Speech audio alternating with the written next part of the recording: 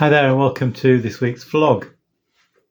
If you watched last week's vlog, you may recall that I mentioned a holiday we'd recently had as a family in Madeira, and I want to relate another incident from that same holiday. I happened to be standing by the swimming pool that we were using, and my daughter suddenly said, "Look, your feet are very stripy, Dad." And I looked down and sure enough they were. And the reason for that was that I'd been wearing sandals for several days. And of course, the bits of my feet that weren't covered with the straps of the sandal had become quite tanned. And the bits that had been covered by the straps were still fairly white. I'm not going to show you my feet.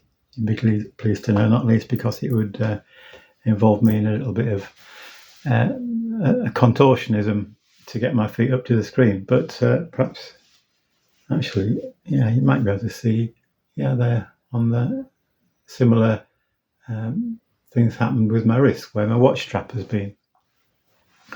And I was just thinking about the fact that when we're in the sun, our bodies become tanned. Obviously, you wear sun cream to protect because some of the sun's rays, the UV, ultraviolet, can be damaging to the skin.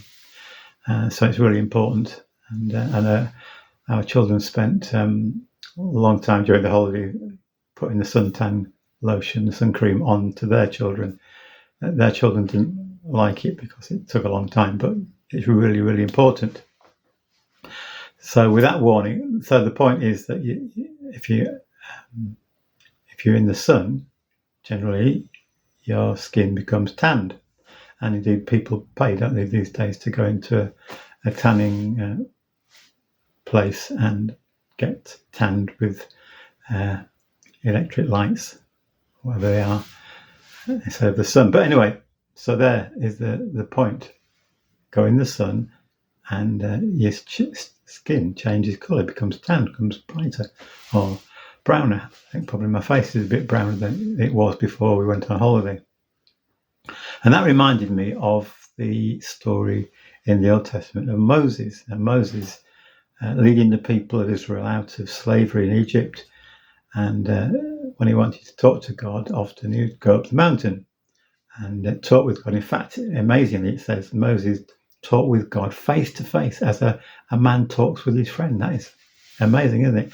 Now, the thing was that Moses didn't realize it at first, but as he'd been with God, communion with God, when he came back down the mountain, his face was shining because of his close contact with God. And the people were fearful when they saw Moses' face shining. It's a bit weird. And then we're told that he covered his face with a veil.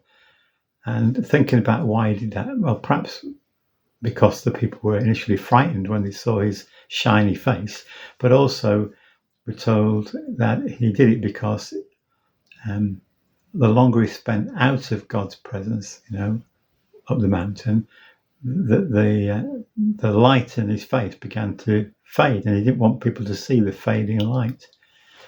And I think that's really interesting, isn't it?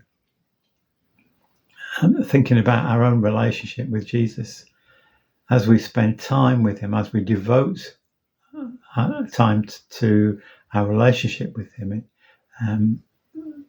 maybe our faces don't shine with the light like Moses did, or maybe they do to some extent, but our lives certainly should be shining with the light of Jesus. Jesus, of course, said, didn't he, that he is the light of the world, but he also said to his disciples, you are the light of the world.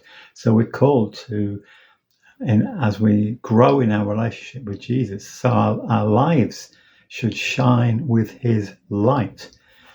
In Matthew chapter 5, Jesus said, let your light shine before people that they may see your good deeds and glorify your Father in heaven. In my reading this morning, is that passage about Jesus said, look, you don't light a lamp and then put it under a bed or hide it away. You let it shine. And so as we devote ourselves to our relationship with Jesus, as we spend time in his presence, as we spend time in his word, as we get to know him, as we draw closer to him, so something of his light impacts and affects us, so that as we go about our daily business, in the workplace, with our friends, in the community, wherever we may be, there should be something of the light of Jesus shining through us, through our lives. Not in a way that people will be frightened, but they'll notice something different because the light of Christ is in us. And I just finished with that song I learned as a child. This little light of mine, I am going to let it shine. And so there's the encouragement, the challenge, if you like. Are we turning our face to Jesus? Are we devoting ourselves to our relationship with him? Are we allowing him to impact us through his Holy Spirit, that our lives might shine with his light? So I'll leave that question with you. This little light of mine, I'm going to let it shine. God bless you. Thank you so much for listening today.